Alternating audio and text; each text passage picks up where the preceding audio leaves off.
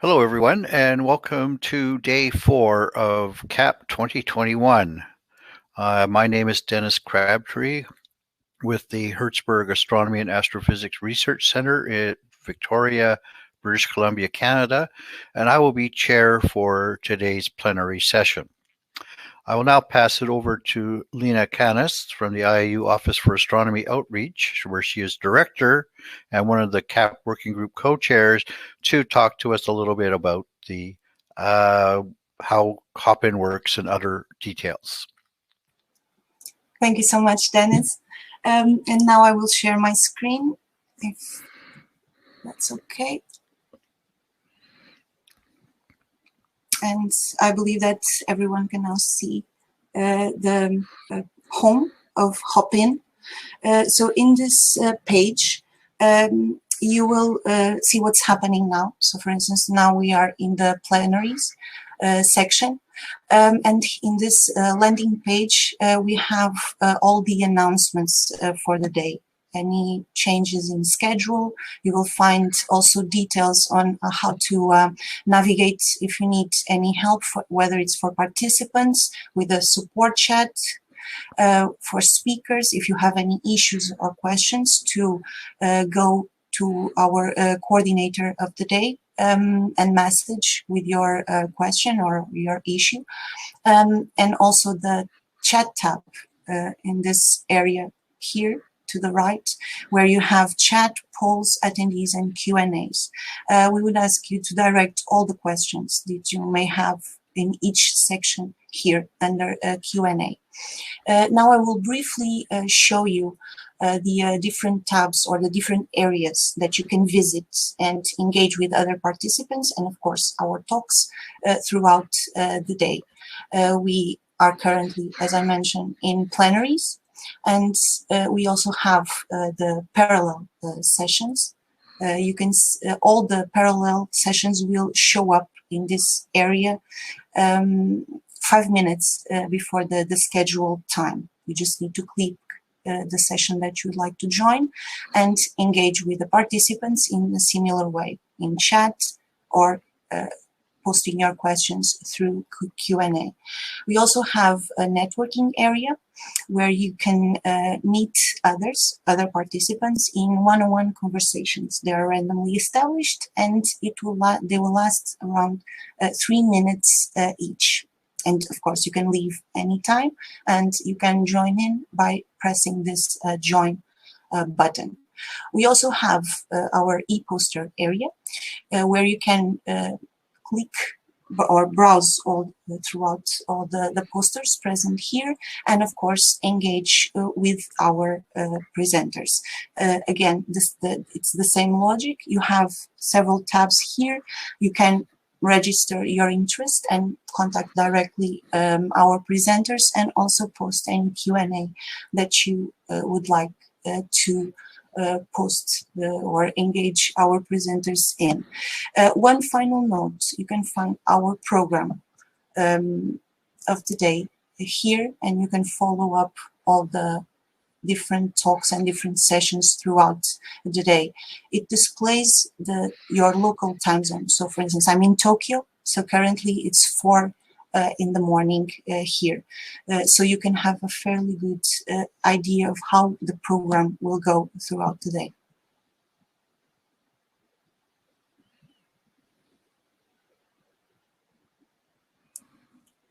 Thank you. Dennis, I don't know if you want to say a few words, or shall we move to the next? I'll say a couple of words. I'll just say thank you for that, Lena, very much. A very clear overview of how Hopin works. And now we've all had an interesting year. We all know about the pandemic that has affected much of us, and I'll pass it over to Lena to say a few more words. Thank you, Dennis. Indeed, and we would now like to pay a tribute to our friends, to our colleagues lost in the pandemic. The pandemic took and is still taking too much from our lives, and its consequences have impacted and will impact our communities for years to come. And inevitably, one of the most tragic consequences are the lives lost too soon and unexpectedly taken from us.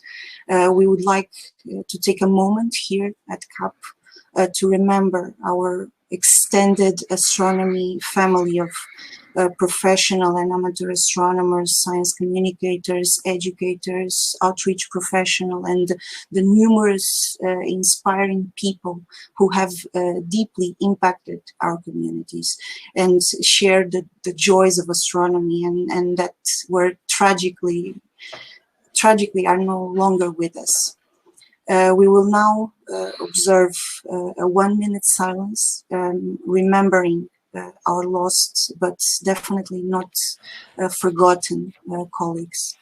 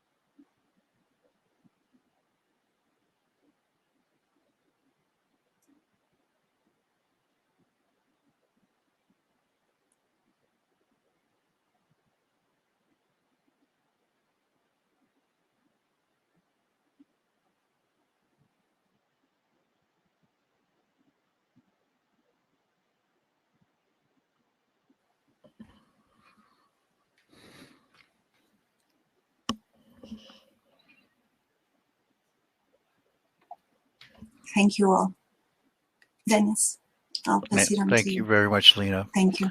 Our next speaker right now will be Oana Sandhu, Vice President of IAU Commission C2, Communicating Astronomy with the Public, and also a CAP Working Group co-chair. So Oana, please take it away. Hello, can you hear me? Yes. Excellent. Hi, everyone. Welcome back to CAP, or welcome to CAP if this is your first day that you are joining us. Well, the CAP conference, as you might know, is organized by the IAU Commission C2, Communicating Astronomy with the Public, and we wanted to give you just a bit of a background information on the commission and how you might join. I'm going to share my screen.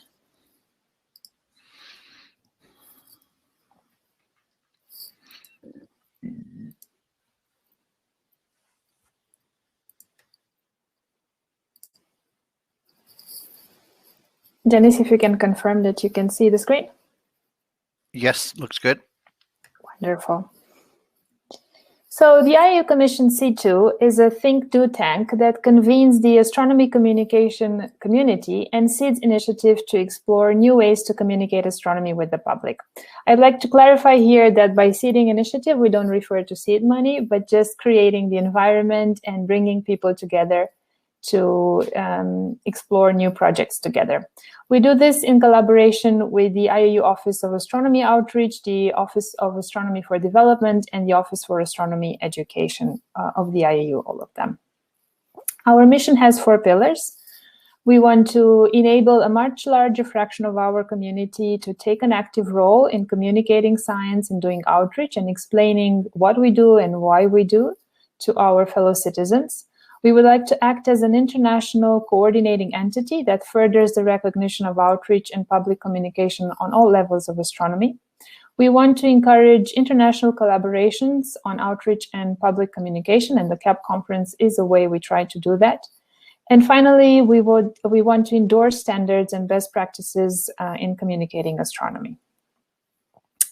The IAU commissions are led by an organizing committee, and I'd just like to present who is currently on that.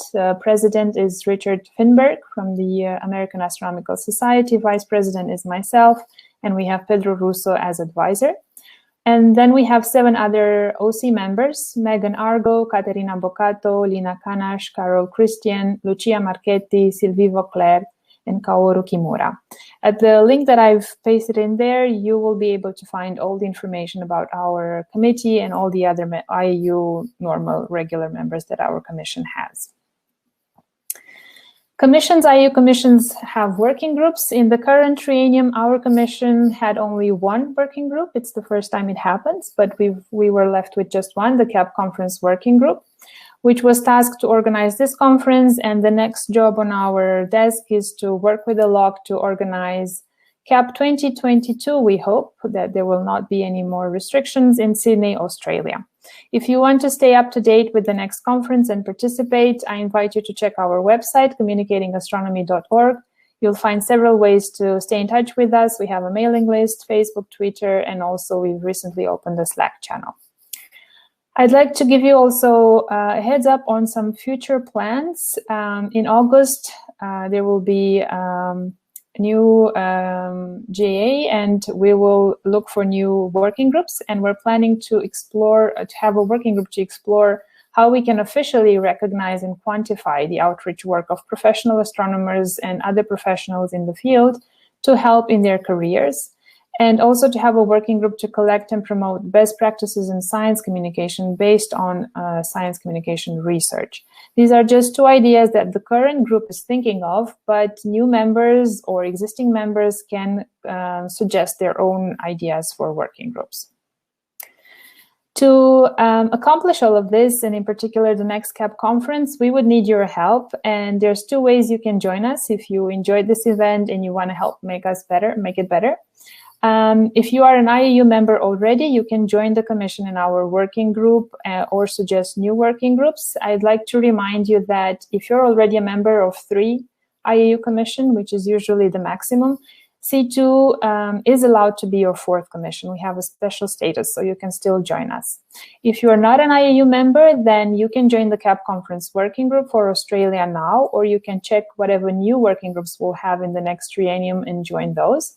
And you can become an IAU associate member. If you're interested to do that, I've left my email address in there and you can contact me and express your interest. I've pasted in here what the IAU means by associate, just so it's clear. It's a status offered by invitation only to actively involved individuals who are helping the IAU working groups, commission, or division. It's a temporary status that is reconfirmed at the time of the General Assemblies, and it's a means of the IAU to recognize the work of volunteers that help us in our activity. Before I move on to my last slide, I want to take the opportunity to thank somebody in particular. I know that Ram will give thanks to the team a little bit later in this session, but I just want to mention that a particular member of our group, he was a participant at the last CAP in Japan. We asked him for his help to chair some sessions. We've noticed how enthusiastic and motivated he was, so I invited him to join our working group. And he has since become co-chair of the SOC group. He has become an IAU associate member. And all in all, he has been really instrumental to the success of this conference. And this person is, of course, Ram. Thank you, Ram, for all your work and for your work and the team that you have led for this conference. And for my last slide, I want to invite you to provide feedback to us to help us make the conference better. This edition was the first one that we organized entirely virtually and the first one to be free. Usually CAP conferences have a fee, participation fee. And so we're hoping that we have reached more people than we would normally do. And so we're very interested in hearing your opinion on how we can make the conference more accessible and better in terms of content. There's a link here that I will post also on the chat of the event and also on Twitter just after this, so you can easily grab it. Thank you very much. Thank you for that, Oana. And I will just add my personal thanks to Ram, who really did play a key and essential role in organizing this virtual CAP. And I wonder if someone could put up that link to the survey in the chat.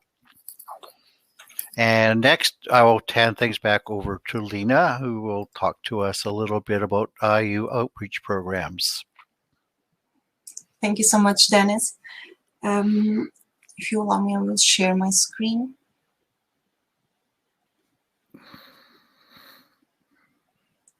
Dennis, if you can confirm if you can see my screen now. Yep. And thank you for this opportunity to talk a little bit about our outreach, and not only outreach, our communication, our public engagement programs here at the IAU. The mission of our office is to, or the goal is strictly aligned with the goal number 4 of the IAU strategic plan, in which the IAU engages the public in astronomy through access to astronomical information and communication of the science of astronomy. We are part of one of the 4 offices of the IAU on education, training and advancement, and development, and one dedicated to communication, outreach, and public engagement. The focus of our actions are mostly on outreach of the IAU through social media and different platforms, and also the skill building for astronomy outreach professionals, and a central coordination of the IAU-driven outreach projects with our community of astronomy related professionals. Our core network, our central network that implements and drives our programs all over the world is the IAU National Outreach Coordinators, our NOCs. We are currently have representation in over 130 countries and territories, and we have a very diverse community of professional and amateur astronomers, outreach professional, educators, that support and implement our programs worldwide. We support Communicating Astronomy with the Public conference. We support Commission C2, as the one mentioned, for a long time now. And also we publish the Communicating Astronomy with the Public journal, a way that you can support and contribute and help us improve our CAP journal is, if you'd like to become a peer review, if you'd like to become an editor, and also of course to contribute with your inspiring activities and to share it with the community, your best practices. Annually, we have the IAU Outreach Global Projects that these are international initiatives that we celebrate around a particular event. I give you the example of UNESCO's International Day of Light, that it's in and around May 16, in which we celebrate Dark and Quiet Skies awareness. We have also Women and Girls in Astronomy, celebrated from February to March, and Telescopes for All, in which we distribute resources, not only telescopes, but resources to underserved communities. This year in October, we will also celebrate 100 hours of astronomy. So I strongly encourage, if you want to join us, please collaborate with us in these projects. Throughout the year, we also have our programs in which we identify key issues that should be transversal to all our projects, which is, one is, of course, supporting events that recognize the role of women in advancing science. This should be something that is done across all our projects. Our program, Inspiring Stars, in which we provide the know-how and a network of support so that you can become more inclusive in your engagement events and projects. And of course, the Astronomy Translation Network. Translations are key for an effective dissemination and to provide access to our many communities. So we do translate or find or connect translation needs with volunteers, not only translators, but scientific reviewers and, of course, proofreaders. Thanks to our IAU members, we launched the Meet the IAU Astronomers program, in which we connect IAU astronomers to any group that wishes to have an astronomer, a professional astronomer, in their activities. I want to thank our community, because all our programs, all our projects are co-created with direct input from our community, not only our NOCs, but also the feedback that daily we receive from our many volunteers and from many collaborators worldwide. So I strongly encourage you. We are here to serve you, our community. So we are only as better as the feedback that you can give to us. So please do reach out. We are one email away. Do help us build better outreach, public engagement, communication programs. Thank you so much. Thank you, Lena. And finally, before we get started with our keynote speaker, I'll pass it over to Ram to say a few words.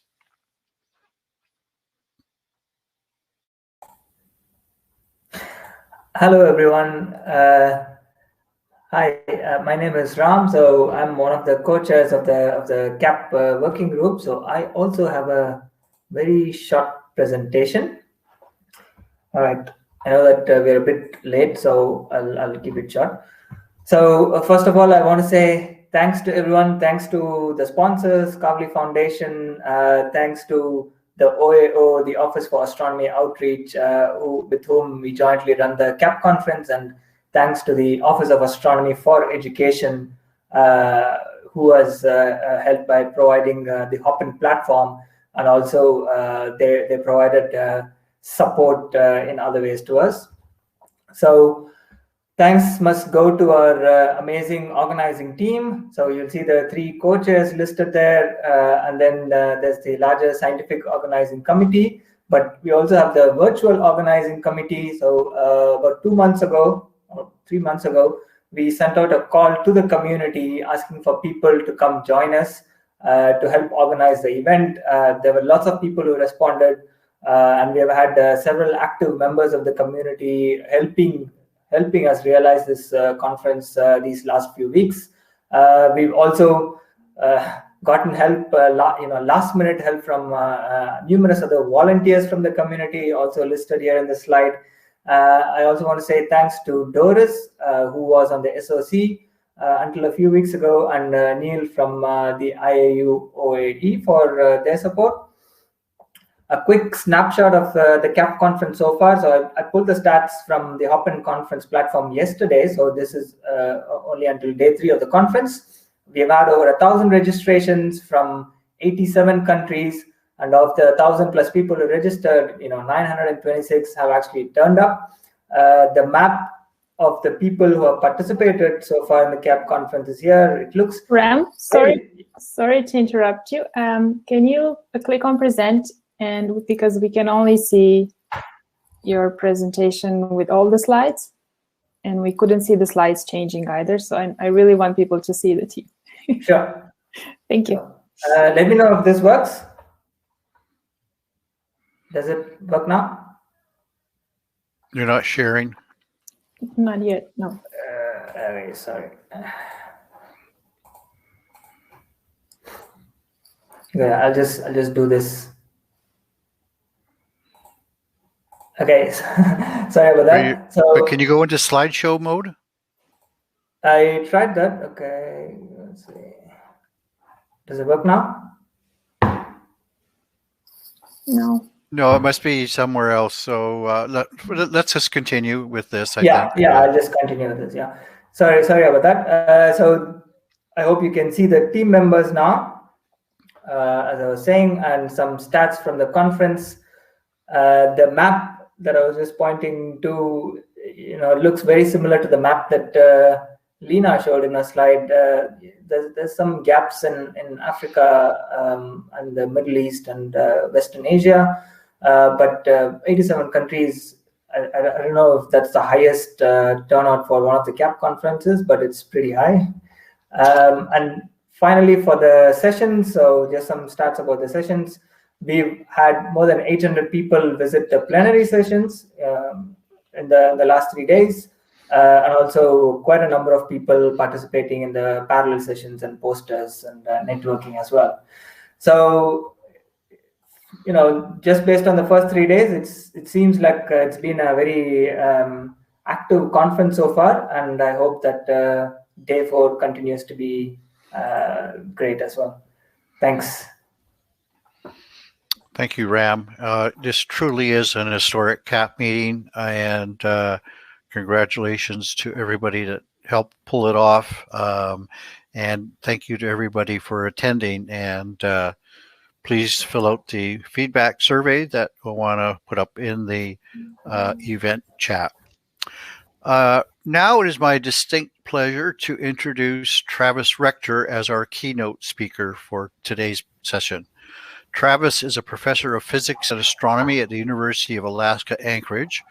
Because the Arctic is warming at twice the rate of the world, Alaskans are experiencing the effects of climate change disproportionately. Much of his work is therefore focused on helping people understand the consequences of climate change and what we can do about it. He is also chair of the American Astronomical Society's Sustainability Committee and a member of its Strategic Planning Committee. In these roles, he is working to help fellow astronomers become better educators and communicators about climate change, as well as to inform about ways we can reduce the carbon footprint of our profession. I'll just mention that we did a good job of reducing our carbon footprint by having this as a virtual conference. So Travis will talk to us now about astronomy's place in the fight against climate change. And Travis, you have 30 minutes to speak. Great. Thank you, everyone. Thank you, Dennis, and thank you, Ram. Really excited to be here with you all. And one of the things I'll mention is, first off, this conference has been awesome. It's been really great. It's been a wonderful experience. Not only have we had, record numbers of people participating in the meeting, we have reduced the carbon footprint of the meeting by less than 1% of what it would have been if it was face-to-face. So this is something that really bodes to the power of virtual conferencing as far as not only helping to address climate change, but also increasing inclusivity. So what I'd like to do with my time is to talk with you about the role that we as astronomers and astronomy educators can have in the battle to address climate change. And so what I'd like to do is to share with you, first off, the preliminary results from the survey, and thank you, Leo, for running this survey. So 136 of you responded to the survey, and thanks to everyone who did. And you can see here we have quite a range of people who responded to the survey, not only as far as your status, as far as what you do, but also where you're located and also in your age. Now, one of the things I was really excited to see about with these results is how many of you are already engaging in the topic of climate change. 60% of you said that you're already including climate change in your communication. And the other thing that was really exciting is how many of you overwhelmingly have reported that you've had a positive experience as the result of doing so. So one thing I really hope you take away from today's session is that you can do a lot of good, and a lot of you already are. So that's really exciting to see. Now, another question that we asked you is what are concerns that many of you might have for addressing climate change? And the most common answer on the survey, and also from my experiences, is that many astronomers don't feel like they're confident enough to address it. They don't feel like they know enough about the science, or maybe they're afraid of conflict. And so what I'd like to do with my time with you today is to talk about ways that astronomers can and do participate in addressing the climate crisis that we are in. So first off, I'd like to start with talking about the urgency of the problem. Maybe you've heard in the news that we have 10 years or 12 years to address the problem of climate crisis. And maybe you've also heard people talk about how the world is going to end in 10 or 12 years. Now, the good news is that's not true. The world is not going to end in 10 or 12 years. But it is true that what we do over the next decade is going to be critical in our ability to address climate change. So climate change is a problem that's here and now. It is already affecting us. But the good news is we still have the ability to avoid the worst effects. And our goal is to keep the temperature increase of the Earth below 2 degrees Celsius, preferably closer to 1.5. But one thing I'd like to emphasize is that when we talk about climate change, people often think of it as something that's either going to happen or it's not. And so climate change is not like an asteroid. It's not a question of, is it going to hit the Earth or is it isn't? The question is, how bad is it going to be? So we may not meet the goal of keeping the temperature below 2 degrees Celsius, but 2 degrees Celsius is better than 2.1, is better than 2.2. And so no matter what the outcome is, the more we can reduce the temperature increase, the better off things will be. So what do we need to do to make this happen? Well, we need to rapidly decarbonize our lives. This plot right here shows how much carbon dioxide we're adding to the atmosphere every year, going back from the 1970s up to the present. And you can see that even though we've known about climate change for a long time, we haven't done a good job of addressing the problem. And we're now in a do or die situation. We need to rapidly reduce how much carbon emissions we're producing. And if we're going to keep the temperature below 2 degrees Celsius increase, we need to cut our carbon emissions in half over the next decade and get to carbon neutral somewhere around 2050. Ambitious goals, but as I'm going to talk about today, entirely possible. So what role can astronomers play in all this? Often astronomers feel like, well, maybe we should leave this to the climate scientists, the people who actually work in the field. But the reality is astronomers are in a really good position to help out. First off, there's a tremendous amount of overlap in the science of climate change and astronomy. If you're talking about the atmosphere of Venus and how incredibly hot it is, you are in a great position to help people understand the effects of greenhouse gases and what they can do to a planet. Another thing, of course, is astronomy is popular. Everyone loves hearing about astronomy. And so it's a great gateway to helping people understand the issue of climate change. And in particular, astronomers offer an important perspective on climate change. You've probably all have heard the phrase of there is no planet B. Well, believe it or not, there are people out there who think that maybe we can go to Mars. Maybe we can go to one of these exoplanets that lives in the habitable zone. And so maybe there is somewhere else we can go. And so one of the things that's really important for us as astronomers to help people understand is that the Earth is it. The Earth is the only place that we have any chance of living. And finally, I'll mention astronomers are in a great place to talk about it because unfortunately and unfairly, climate scientists are often accused of exaggerating the effects of climate change to try to attract more grant money. And so astronomers aren't in that position. We don't get money to talk about climate change. We just simply talk about it from our science, our knowledge of the science, and our perspective. So whether you think so or not, climate change is the most important topic you can talk about. It's the one that has the most impact on the people that we're trying to reach. So I hope you'll make it a priority in the communication that you do. Now, an important thing to know, especially for us as astronomers, is that talking about climate change is very different than it is about many of the astronomical topics that we do. We're accustomed to telling people about black holes and exoplanets and quasars, and they eat it up. They think it's great. They think it's really interesting. But when we start talking about climate change, we're now talking about something that can be very personal, can be very emotional, can be very politically charged, especially in countries like Australia and the United States. So one of the things that's really important to know is your audience. Who are you talking to? Now, of course, in all the communications we do, this is important. But one thing I want to tell you about is that when it comes to climate change, there's a lot of different perspectives on it. And so there's what's called the Yale Center for Climate Change Communication. And here in the United States, for over 15 years, they've been doing studies of how Americans interact with the topic of climate change. And they've divided Americans basically into 6 categories. From people who are very alarmed. These are people who know about climate change, they're concerned about it, and maybe they've taken actions to address it. To people down like in the disengaged category, those are people who are so busy with other aspects of their lives, they just really don't have the time to think about climate change.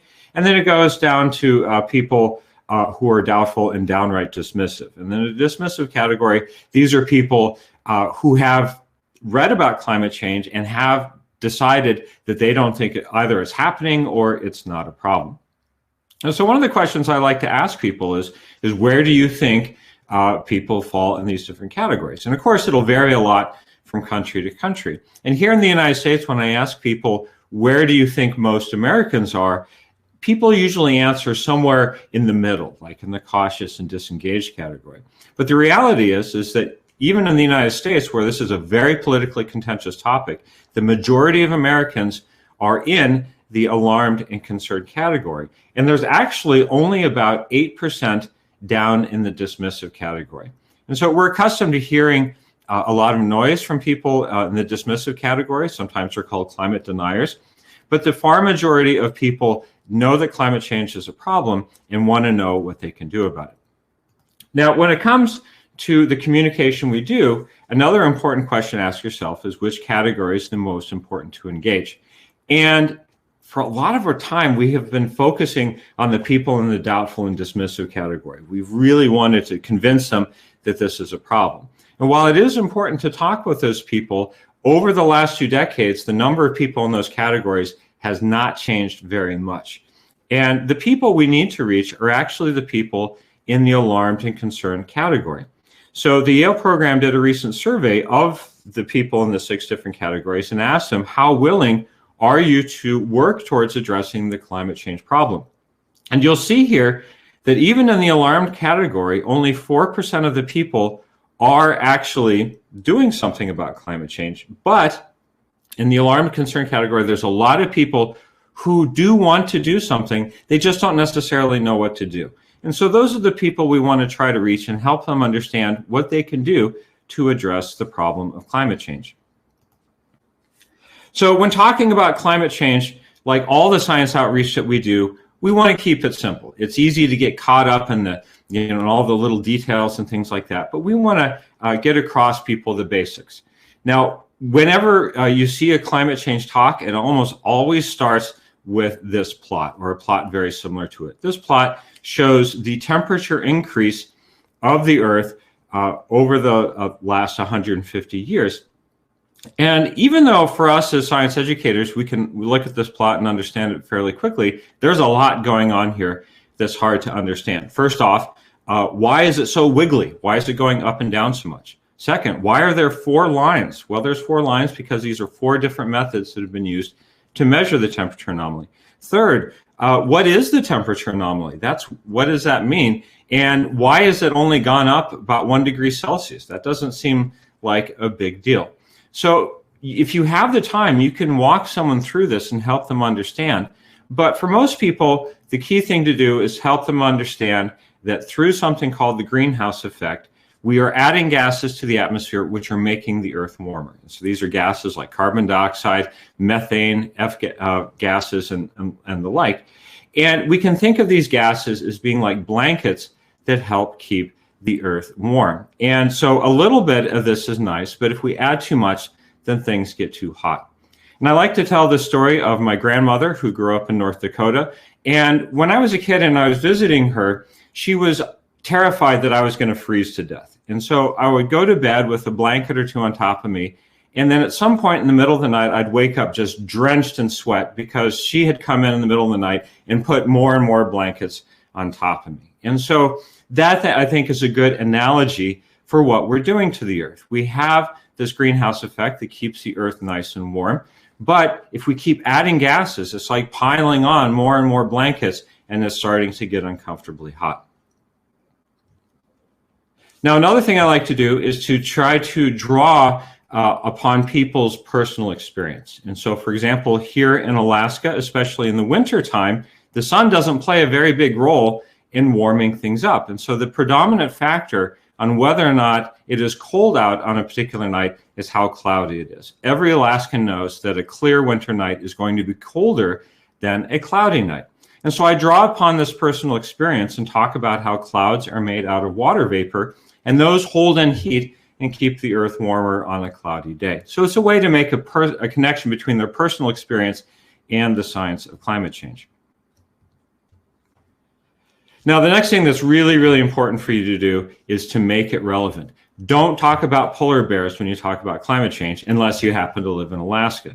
Because if you talk about polar bears, which have become sort of the poster child for climate change, what you're doing is you're telling people that climate change is a problem somewhere else. Because unless you have polar bears where you live, you're not going to be concerned about it. So when you talk about climate change, don't just simply talk about climate change itself like it's a standalone topic. Talk about things that people care about and talk about how climate change is affecting them. So an example of that is I recently helped to create a planetarium show about Alaska. And in that show, we talk about things that people care about in Alaska, like animals and forests and salmon and things like that. And then we talk about how climate change is affecting them. So when you talk about climate change, keep it local. Ask yourself, how is climate change affecting the lives and livelihoods of the people where you live? And then talk about that. So for example, here in Alaska, I've spent a lot of my climate communication talking about the topic of ocean acidification. Most people in the world, if they've heard of climate change, know about the aspect of global warming. That is, that things are getting warmer. Very few people actually know about global warming's evil twin brother, which is ocean acidification. As we add carbon dioxide to the Earth's atmosphere, much of that is being absorbed by the ocean, breaking into a carbonic acid and making the ocean water more acidic. And this is a threat to many ocean species, including those that have shells. And here in Alaska, our fishing industry is the largest employer in the state. It's also very much a part of our culture. If you've ever heard of like the deadliest catch, you've probably have eaten salmon from Alaska. And so ocean acidification is a direct threat to the economy and the livelihoods of the people here in my state. So I encourage you to find the ways in which climate change is affecting you. If you live in the United States, I recommend that you look at what's called the National Climate Assessment Report, which is released every 4 years. And the last time it came out was 2018. And what I really like about this report is it breaks down the effects of climate change by region. And you'll notice here there's even a chapter for Alaska. So if you're not in the United States, there's very likely a report available somewhere that talks about how climate change is affecting your country, and in particular, the region and where you live. Now, if you talk about climate change and you talk about all the gloom and doom and all the terrible things that are happening to us or going to happen to us, people get really depressed. And so when I talk about climate change, it's really, really important to talk about solutions. When I first started doing climate change outreach, I'd tell people about the science of climate change and I'd talk about how it's a problem. And then people would ask me, well, what can we do about it? And I would basically say, I don't know. I'm a scientist. I can't tell you that. And I think as a result of that, I gave the impression that there's nothing we can do. And so it's very, very important to help people understand what's causing climate change, how the consequences of it, how bad it is, but you also have to tell people things that they can do to help out. And so talk about solutions. Now, unfortunately, when it comes to talking about climate change solutions, we tend to focus on personal choice, like can you use less electricity? Can you fly less often? Those sorts of things. And while those decisions are very important, unfortunately, it frames it as an individual choice rather than as a global problem. And that's not by accident. Many companies have put an emphasis on individual decisions. And so, for example, British Petroleum ran a very large advertising campaign to get people to know their carbon footprint. And they want you to think about the carbon footprint is your fault, not theirs. And so be very careful in how you talk about solutions and help people understand that they need to make good choices, but they also need good choices that they can make. And that involves making changes in how we live on a system-wide scale. When I talk about solutions, I really like to focus on local success stories. It's great to hear about how people in your community are addressing climate change and doing it in ways that really are great. So for example, here in Alaska, Kodiak Island, the largest island in our state, has a wealth of renewable energies. They have a ton of hydro and wind energy, and they've tapped into that, and they're now 100% renewable energy. Now, as a result of doing that, they actually pay less for electricity, and their electricity prices are more stable. And as a result, that has helped to grow the local economy. So it's actually created jobs. So it's an example of how it's a win-win scenario. Not only are we addressing climate change, we're actually creating jobs and making people's lives better. When we talk about climate change, we also need to talk about climate mitigation. That is, the problem is here. What are we going to do to address it? And so here's a good example of climate mitigation that works. So this is a picture of what's called Mexico Beach, which is in Florida, and it was hit by Hurricane Michael a few years ago. And you'll notice in this picture that nearly all of the houses were destroyed or heavily damaged, except for one house, which is right in the middle of this picture. So after the hurricane hit, people went to the owners of this house and said, hey, how did you do it? Why did your house survive the hurricane? And their answer was, when they built the house, they knew that climate change was a problem. They knew that hurricanes were getting stronger and more dangerous. And so they built their house to be able to withstand these more powerful hurricanes. And sure enough, a year after they built their house, a big one hit, and they were the only house in the neighborhood, in the community, that did not suffer sustained damage. So it's a good example of how clear-eyed, clear-headed thinking helped people to address the problem of climate change. Now, finally, what I'd like to talk about is just the science of climate change and how that is not enough. We are used to being able to tell people about the science of something and that will inform them and will entertain them and educate them. But when it comes to actually motivating people to make good decisions and to become involved in the issue of climate change, you can't just simply talk about the science. One of the things that, unfortunately, and it's something that I don't like to talk about, and I don't think any one of us wants to talk about, but we have to talk about, is the reality, and that is there are organizations that are working to try to confuse people about the problem of climate change. And why is that? Well, the reason is because the way we generate energy now from fossil fuels is a major source of revenue. The wealthiest companies in the world by revenue, the largest companies by revenue, if you look at this list here, the majority of them either generate energy through oil and gas, or they use it. In the case of like Volkswagen. And so there's many companies here who the science of climate change is a threat to their business model. And unfortunately, some of these companies have been giving money to organizations that spread information that is designed to cast confusion and doubt about the severity of the climate change problem. This is not new, though. This is not unique to climate science. This has been done in many industries. So, for example, when in the 50s and 60s, scientists discovered that smoking increased your risk of cancer and was an overall health problem, and they started releasing these studies, the tobacco industry responded by releasing their own advertisement and information, claiming just the opposite, saying that they had doctors and scientists that claimed that smoking was not dangerous. And this exact same thing that's happening right now with the issue of climate change.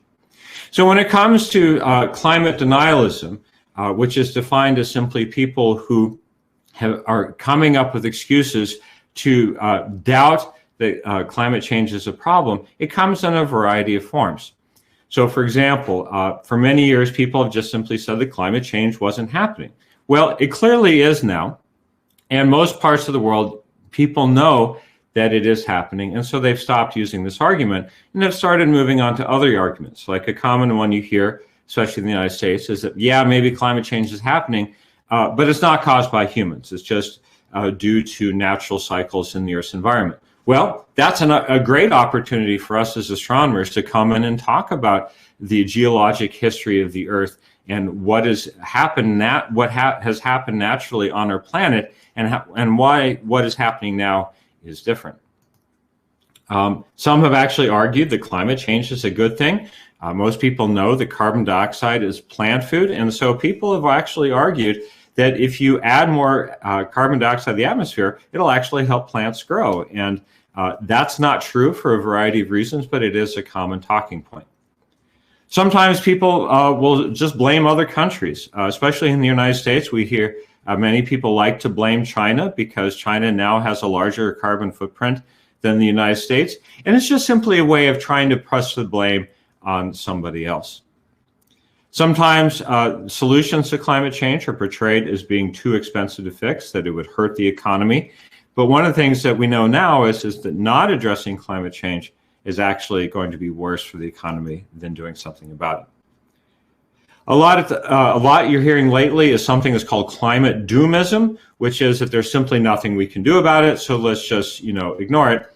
And something that you also are seeing a lot of is companies claiming that they are actually doing something, when in reality what they're doing is not very significant, and this is something that's called greenwashing. Now, the common theme to all of these different arguments is basically there's nothing to do. We don't need to do anything. Let's just continue to live our lives as we normally do, continue to use fossil fuels in the way we do, and that's not realistic. So when it comes to talking about climate change, we need to change the dialogue. Unfortunately, climate change is often portrayed as an environmental concern, and while it is true that it is an environmental concern, for many people this creates a vision that doesn't really resonate with them. They think of polar bears and tree huggers and things like that. Climate change is first and foremost a health concern. It affects our health and our livelihoods. Increasing temperatures, increasing smoke from fires, increasing flooding is affecting our food supply. So we really need to talk about it in those terms. And we also need to talk about climate change as a social justice concern. The reality is that climate change is predominantly caused by wealthy individuals in wealthy countries, but the severity, most of the effects are being felt by the poor. And so climate change is something that's affecting everyone, but it is a problem that is primarily caused by one group and being felt by another. Now, the good news is we can address climate change through free market solutions. And by the way, we change our energy. So renewable energies like solar and wind now actually cost less money. They're cheaper to produce than producing electricity by the burning of fossil fuels. And so one of the things I like to emphasize with people is that throughout history, we have naturally transitioned from one energy source to another. And each time we've done so, the new energy source has been cheaper and cleaner than the previous one. And that's exactly what we're doing now with our transition to renewable energies.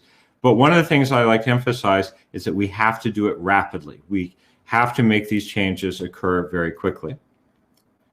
So what are the things you as an astronomer and astronomy educator can do? Well, Travis, your time is getting close to an end if we want to leave time for questions. Great, thank you very much.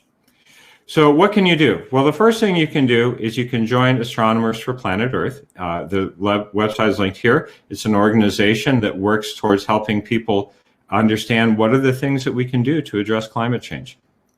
Another thing that's very easy for you to do is talk with friends, family, and neighbors. Even just by expressing that you're concerned about climate change will help other people feel more comfortable in expressing their concern for it as well.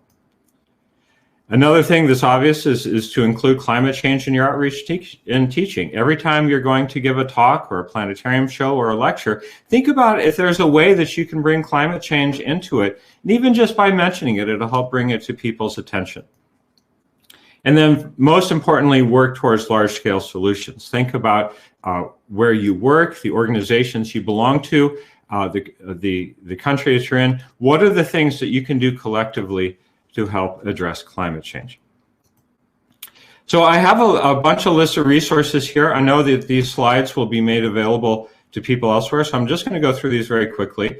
To get better about climate communication, I recommend these two programs, the Yale program and George Mason Center. Both are really awesome, providing articles and resources to help you learn better how to be a better communicator about this topic.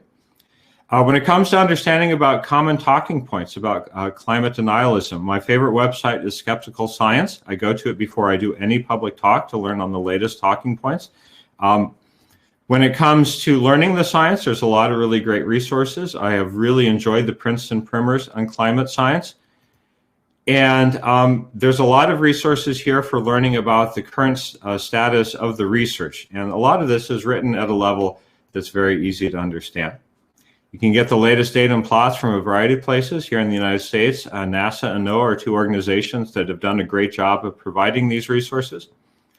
And I'll also mention that on social media, there are a lot of different groups that you can go to that provide information about what's going on, especially locally.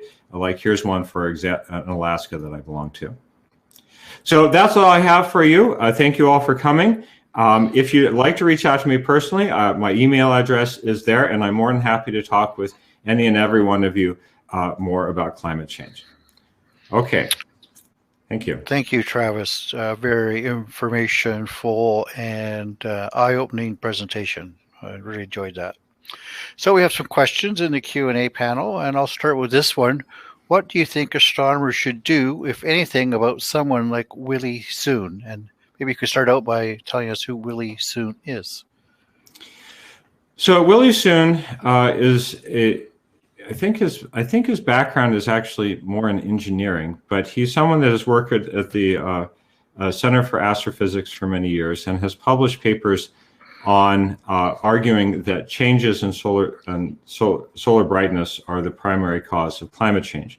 In recent years, it was revealed that he was receiving money from organizations that have also sown doubt about the causes of climate change. Now, receiving funding from these organizations is not necessarily bad. As scientists, we receive funding from many different organizations for a variety of purposes. But the important thing here is he did not reveal that he was getting funding from those organizations, which is a conflict of interest. And so I don't have a personal opinion on what should be done about Willie Soon as well, but it is a good example of how, if we want to maintain people's confidence in the work that scientists do, we must always be clear about our funding sources. And most publications do require you to divulge your sources of funding that might have been important in the research that you do. Thank you. Here's another question. Do you have any tips to fight against climate deniers when this starts from the government? And most of these denialists are coming from, it says here, elderly citizens, and maybe I would say that would be more senior people in our society. How to engage them? Unfortunately, a lot of people's opinions about climate change are drawn upon their social affiliations and their political affiliations, especially here in the United States. If you identify as conservative, if you identify as Republican, you're less likely to accept the science of climate change than if you identify as liberal or Democrat.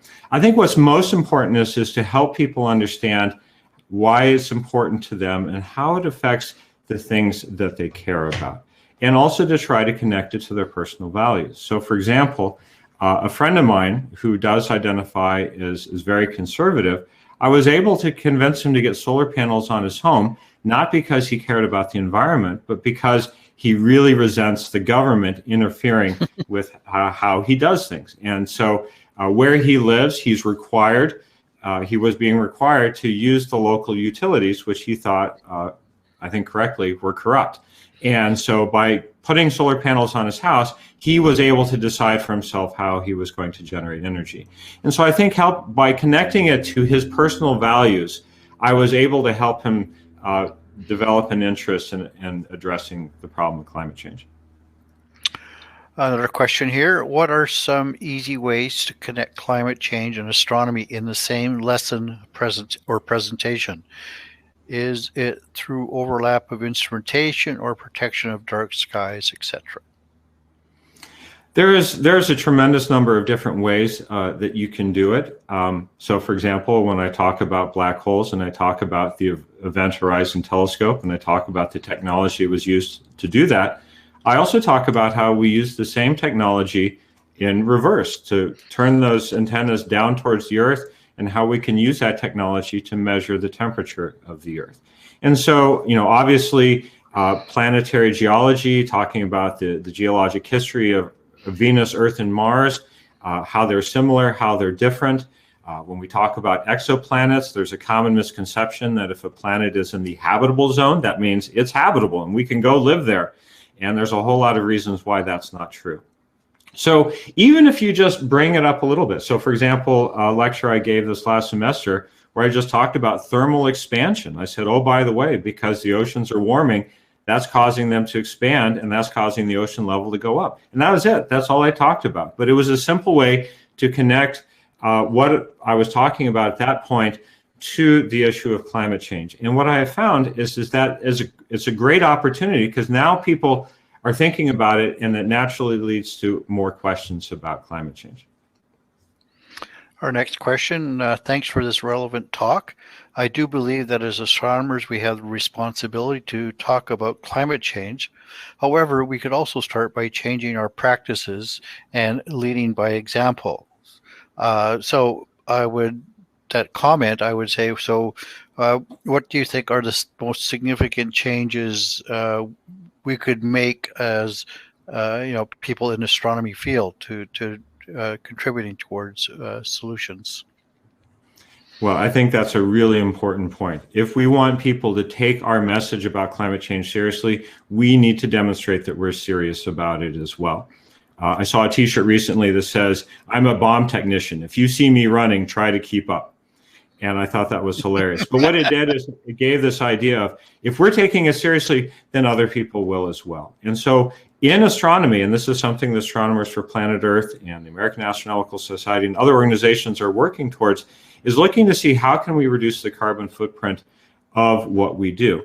We know that in astronomy, the two largest contributors to our carbon footprint is air travel, and the other is supercomputing. So if we run these, massive data sets, or these very, detailed computer simulations, that has a large carbon footprint. And so the first step is to identify where our footprint is, and then look at ways that we can reduce it. And through COVID, we have learned about the power of virtual conferencing. And so I think that's an example of an opportunity for us to look at ways that we can do things that are not only greener, but also more inclusive. Yeah, just to comment on the computing aspect of that, it depends on where the energy source comes from. I mean, in Canada, some parts of Canada rely on fossil fuels, whereas others it's hydropower, renewable energy. So putting those big compute centers in areas where you use renewable energy would mitigate some of that. That's a good point. Yeah. I think this will be our last question. You said the economy will suffer too for this. Do you know proofs of that, and can that be shown up to big companies to make them change their minds? So economies have constantly changed. So for example, in my university, we do not offer degrees in blacksmithing. There's no demand for it. There's lots of examples of jobs that used to be very important and very common that no longer exist because of the way that economies change. Companies, especially energy companies that are taking climate change seriously, are positioning themselves to be energy leaders for the future. Companies that don't do that, companies that continue to pretend that climate change is not real or a serious problem, are going to be out of business sooner than later. And so what I'd like to do is I'd like to show examples of companies that have been successful in the transition to the new economy that's being created as we not only address climate change, but just really improve our lives through the way that of generating energy that is cleaner. And so if you can share with examples of that, I think that helps people see that this is something we want to do anyway, that we can make our lives better. So one of the examples I like to give is I like to imagine that 20 or 30 years down the road, people are going to talk about how back in the old days that people had these cars that if you turned them on in the garage, it would actually kill you. And can you believe that people drove vehicles like that? Isn't that crazy? And throughout history, there's lots of examples of things that we used to do that were unhealthy, but we did it anyway until new solutions came about. And so I think if you help people see how these new solutions can help them, then they're much more interested in it. And I'll just give a very quick example. Here in Alaska, people get really excited about electric cars when you tell them that they can program them to warm up the interior before they go out to drive in the morning, because getting into a car that's at minus 10 Celsius just isn't fun. So those are good examples that you might try to use. Okay, well, thanks again, Travis. A very interesting talk, and we had some really good questions. And Travis, if I could ask you to please check out some of the questions we didn't get a chance to address in the Q&A panel, and perhaps add some replies there and answer those people's questions. So thanks again. Okay, thank you all for attending, and I will do that. I will try to respond to people's questions. Okay, if you could stop sharing your screen now, and then we can move on to our first plenary talk of this session. This will be given by James Hedberg, and the title is Dancing Cats and Interplanetary Ballet, Short Form Media Production When You Have No Time or Money. And I was just waiting for the first Dancing Cat talk. Okay, James, it's all yours. Hi, Dennis. Thanks. How are you? I'm good. Good. All right. Yeah. So some cat video. Hope you have some cat video. We'll see what happens. Yeah. Hi, I'm James Hedberg, and I work at the City College of New York here at the center of the universe. And a few years ago, I found an abandoned planetarium, believe it or not, in the basement, and took it over, and since then have become a planetarian, as we call ourselves, and want to share some of my work with you there. So of all the tragedies from COVID, there are a few we can sort of make a little light of. One is this, that planetariums had this amazing feature, right? As soon as you got your audience in there, you had them. Right? They couldn't leave. The lights were out, so they couldn't play with their phones. They couldn't talk. All they could do was look at what you showed them on the screen. Unfortunately, when we had to close our doors last spring, we lost that ability. And so we have to now compete with cats and phones and other mobile distractions all over the place. And like, who wants to watch, informative space content when you can watch cats? And so that's what we're up against, and I'm going to try and share some of my methods for dealing with that. It's been a fun ride. So we'll start off. What are the rules of outreach and science communication? We've heard a number of speakers all share different views on that, and I'd say at this point, they're guidelines, right? These were some of the ones I've heard mentioned in the last few days, and I agree with them all, absolutely. Like, they're fantastic guidelines, but if you believe what the New York Times reports about the health benefits of coffee, is it good this year, it's bad next year, maybe these guidelines will change in 50 years. Maybe it'll turn out that it's better to be rude and boring for your outreach. I don't know. We'll see what happens, but I can say that there is one rule that I think we all need to follow as science outreach and science communicators, and that's to tell the truth. Right. Part of our motivation is to improve the general trust in science, and if we're caught lying, that's bad, right? Of course, there's an asterisk.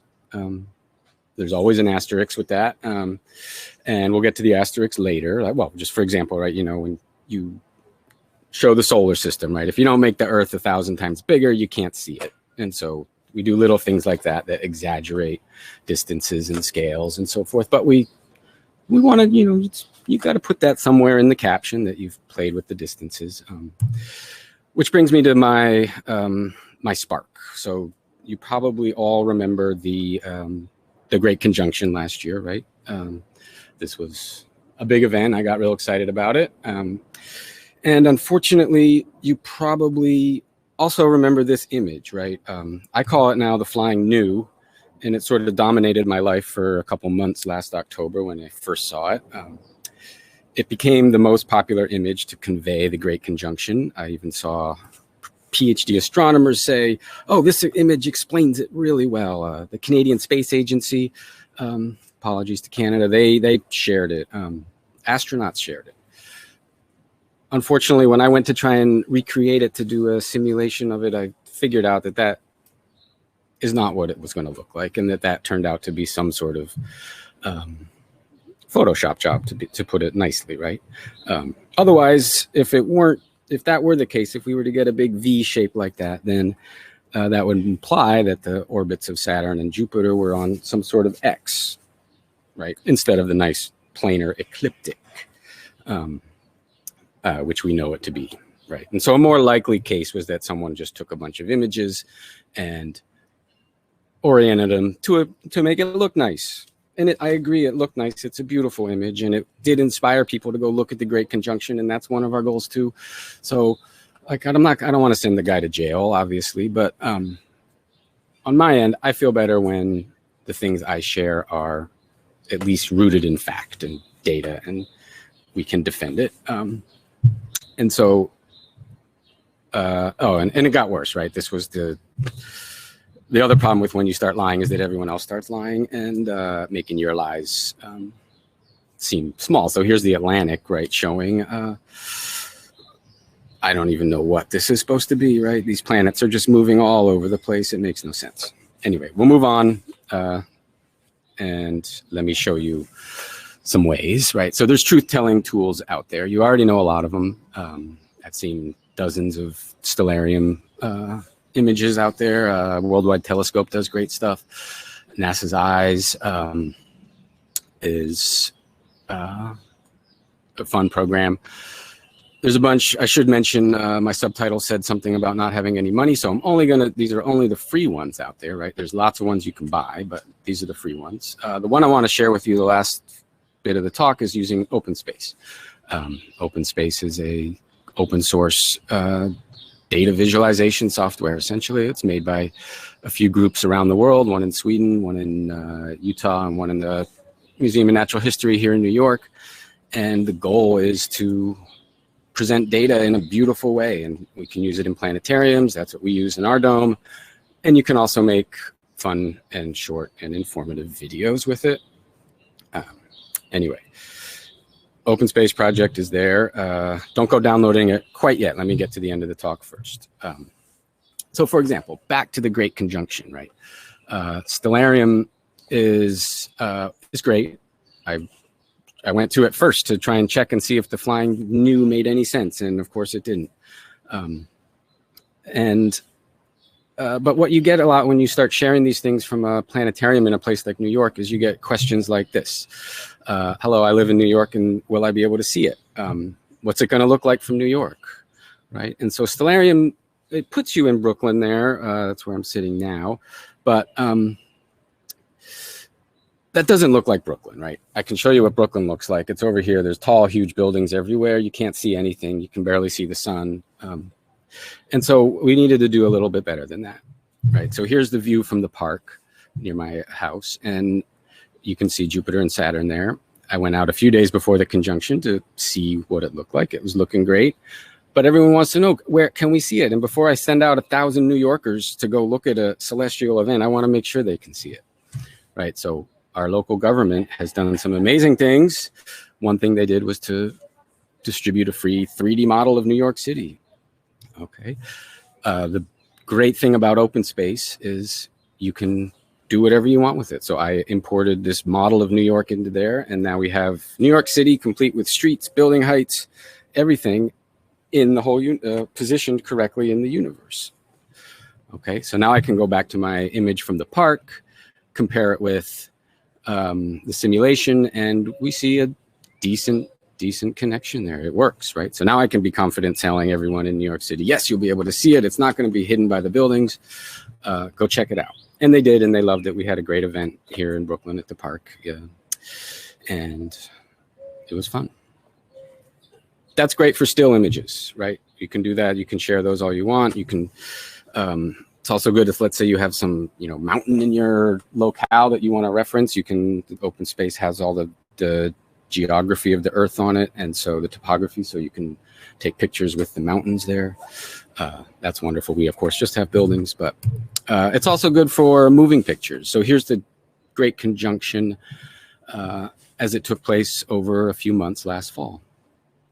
You can see Saturn and Jupiter getting closer. And this, by the way, is what it really looks like. It does not look like a V. It looks like two planets chasing themselves along the ecliptic. I don't want to get into that again, but Anyway, we can use open space to predict the future, right? It's got a time built into it, so we can follow the motions of things throughout the millennia. We can use it as an explaining tool. So here's one, what's an equinox? Start with the equator, make an equatorial plane. When it crosses the sun, you've got an equinox. I generally find the explaining ones aren't as popular as some of the more fun ones, but that's okay. My other favorite thing to do is to recreate impossible views of space, right? So here's the Voyager trajectory. So it has all these missions, NASA missions built into it that you can make beautiful little movies with. James, do you have 2 minutes left? Fantastic. Thanks. So over the last year or so, I was on sabbatical for some of it. I've started making dozens of these things, put most of them on Instagram. That's where I found the best place to go. And the question I have for you all is, where do you want to take your spaceship? I've made some examples of where you can go with open space on our planetarium page. Anywhere you want, any data you want to show, you can put on there. The team that's behind it, I'm not part of the official team, but they're fantastic people. They have a great wiki that can help get you started. There's a couple caveats. One is it does require a good computer, so don't try and run it on a Chromebook or something because it won't work. There's going to be a community asset hub coming up shortly where if you want to contribute something, you can post it on there and share it, and everyone can see and use your great work. Lastly, telling the truth, the asterisks, we do want to have fun sometimes, right? So there are times when we need to lie in order to get our point across. As long as you keep that asterisk there, it's going to be okay. So here's Manhattan on Mars to get a sense of scale. Here's a little fun one I did for St. Patrick's Day. And my favorite was my Earth Day video this year.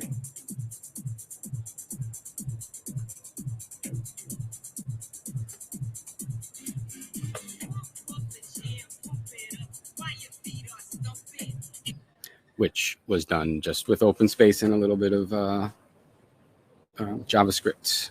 Anyway, check out the City College of New York's planetarium pages if you're not here in New York, and when you do get to New York, I know we're not the best planetarium in New York City, but we are the most casual, and you can come and have a Coke and spill your cheese puffs on the floor, and we won't mind. Anyway, thank you so much for your time, and happy to take any questions.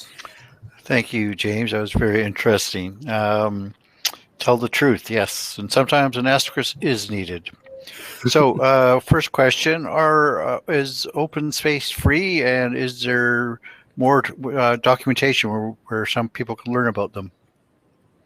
Answer to that is yes and yes. It's not only free, it's open source. So that means you can, like if you're into coding, you can rip it out, rip it apart and do something else with it. But it's totally free. It does take a good computer. So like I said, you need to have a decent computer, which I assume most planetariums have. But there's the link. Thanks. Yeah.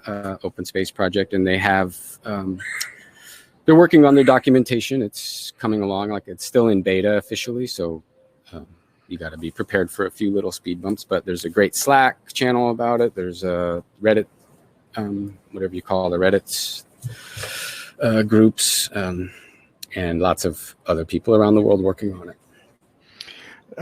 So maybe you could put a link into the chat for here so people could follow that. And I would suspect that will answer this question is where can we see all the videos?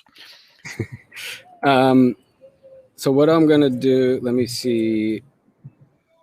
If you search for CCNY Planetarium on the internet, that's where you'll get all of you'll find me and all that stuff. Here is the talks I just gave, which have a lot of links in there, and videos. I've spent the last year putting all these things on various social media sites, so go take a look. Another question here. I've heard you can also put a more realistic horizon into Stellarium. Have you ever tried that? Yeah, you can, absolutely. So I didn't want to, there's already been talks on Stellarium, but you can swap out the horizon with something from your own locale. I do find that that's not what most users do with it. They use the default Paris or the French meadow or whatever that was as the default scene. But more importantly, it's not as far as I'm aware, it's not a full 3-dimensional structure that you're doing, right? So that's the big difference with Stellarium and OpenSpace. I think Stellarium is great for sort of a 2D version of the world, but OpenSpace is a full XYZ universe on your computer. So I have a quick question. Any plans on making forays into virtual reality? Yeah, OpenSpace has a virtual reality output. You can do that.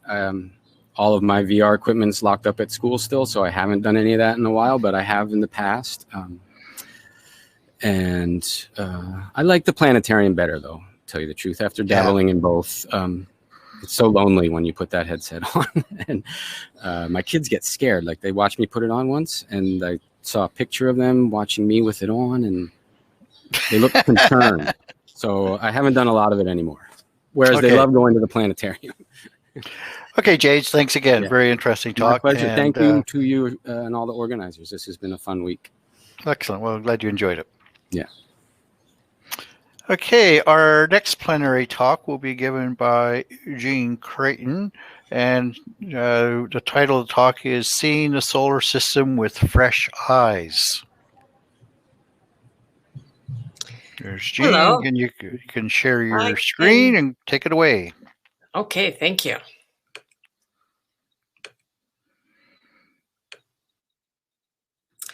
Can you see the screen? Yes, I can. That looks good. Okay, great. Thank you. All right. Well, my name is Jean Creighton. I'm an astronomer. I direct the planetarium at the University of Wisconsin-Milwaukee. I grew up in Greece, and I also have a Canadian passport, so I feel very connected to this international group. I'm here to talk today about a program on the solar system that we offered virtually during the pandemic in January this last year for a general audience. And to give you a little bit more context, I'll just say that our planetarium is 55 years old today, or these days. It is a 68 seat, so one of these more intimate ones. I might be one of the few people in the conference who have still an optomechanical machine, and I have been the director for 15 years. In this time, the planetarium, of course, shows stars, but we also have, to supplement that, we also have science-themed shows. I'll give a nod to Doris Dow. She talked earlier in the conference about the DART program as part of AIDA. And this is just to make sure that we can protect our planets from things that might come a little too close to us. In addition to science programs, we also have cultural programs. I'm very proud of our Indigenous Voices program that we co-created and co-presented with several nations of Wisconsin.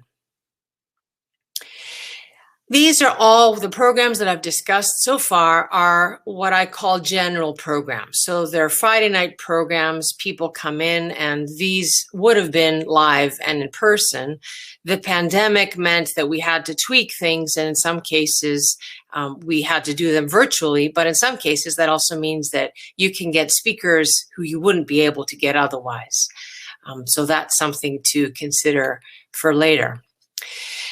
The vast majority of our shows, however, certainly until before the pandemic, were school groups. And the most probably common program that I am asked to do is about the solar system. And we have specific programs for school groups, but my staff and I decided that let's do a program that's intended for a general audience.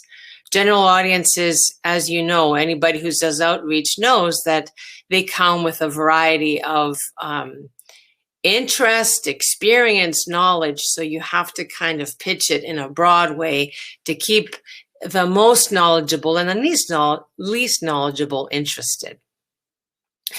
We decided that the topic would be well signaled if we called it Secret Lives of Planets. That we're telling people this isn't necessarily a children's program, although children would enjoy it, but we're inviting also adults to participate as well. There were 4 things that we were trying to address as an issue. First is, given that I have, in the last 15 years, I've probably given about 1,500 times a program about the solar system. It was important that it was fresh to me. And we wanted an angle that would engage anybody in the audience. We also wanted to move the model that the solar system is just a list of random facts, but to give it some narrative. We wanted to talk about the fact that what we know about the solar system changes. It's not something fixed that if your first grade teacher tells you it's so, that's it, the end. And finally, we wanted to take this opportunity to connect with our community, since during this pandemic, there's been so much hardship. So let me talk about these 4 ideas. We decided in the end that a good way to keep the solar system fresh and engaging for everyone would be to take the approach that, what would the solar system look like if you were an alien? If you were visiting it from a different system, what would surprise you about the solar system? And this turned out to be a really good way, not only for us to sort of figure out what the narrative is, but also it gave us some ideas about the design of the program. And I'm going to let the one of our senior designers to talk about how this informed some of the choices that we made. If some sort of intelligent beings from outside of our solar system were to actually run into one of the Voyager spacecraft and decipher the information on board, what would they make of us? I needed to step out of myself and look at our home to the best of my ability with the eyes of a being that has never seen the solar system before. Because these beings were traveling from outside of the solar system, it gave me a reason to start the show from the Kuiper Belt and work my way in towards the sun. It also allowed me to think about the visual design in a new way, and even add some humor to the show. For example, the Voyager spacecraft left Earth in the late 70s, so it made sense to me that these intelligent beings from outside of our solar system would assume that all humans wore the fashions of the 70s, and they would transform into this flying disco machine in order to fit in and go unnoticed as they studied our planets. Ultimately, we toned down on the 70s aesthetic a bit more than I'd initially planned, but what that led to was adding vibrant colors to the otherwise dark void that is outer space. The second issue I mentioned was this idea that people have a whole bunch of random factoids in their head that really has no context. And I think one of the things that as communicators we can do, as astronomers and communicators, is to actually give that context so that some of this information connects to other ideas that they have and makes a more complete story. So we did start from things that people know and try and organize it again in a way that is cohesive and interesting. The third issue that I wanted to tackle was this notion that the solar system, what we know about the solar system doesn't change, and in fact, nobody really works on the solar system. To that end, we used this iconic image from Voyager 2 from 1989. And indeed, if today you search for Neptune, this is likely the picture you're going to get, where we have this lovely picture of the great dark spot. However, in that time, that storm has all but disappeared based on these images that we've taken with the Hubble Space Telescope. And that reminds us that this is a dynamic, changing place, and what we know about the solar system is also changing. I like to find excuses of explaining how we know things. So we used the idea that to see, for example, the rings of Neptune, you need to block the reflected light of Neptune. Otherwise, it overwhelms the rings. So this is what you would do. You would kind of block it, and the aliens would also be able to see the rings around Neptune. Finally, it was important to us to connect with our community, somehow build community. And as you know, any of you who teach astronomy, I teach astronomy at the university level in addition to being to do outreach. We've spent a lot of time looking at black boxes. It's hard to connect this way with people. So we wanted to make sure that the program was relatively short, so 25 minutes, 30 minutes on the outside, and that we would allow 30 minutes for people's questions. The solar system is a topic that people feel comfortable enough. They feel that the questions they have are reasonable and safe to ask. So there were 28 questions on one of the sessions that I did this. And I personally, that's one of my favorite things, the questions that people ask, because then you can engage in a conversation. And the questions that we had varied. Some of them were things that you could, in principle, easily look up, like the temperature of the sun. But as you see here from a quick snapshot, you'd get questions, generic ones like, what's your favorite planet? To, did aliens already visit our solar system? And one of the things that my assistant director, Victoria Robinson, is very proud of is that I answer all questions, and I don't try and set aside things that I don't want to or I think are not cool. And if I don't know, which of course happens sometimes, I'll just say I don't know that. Here's an example. Are the days on Mars different than the days on Earth? What a great question. Very slightly longer.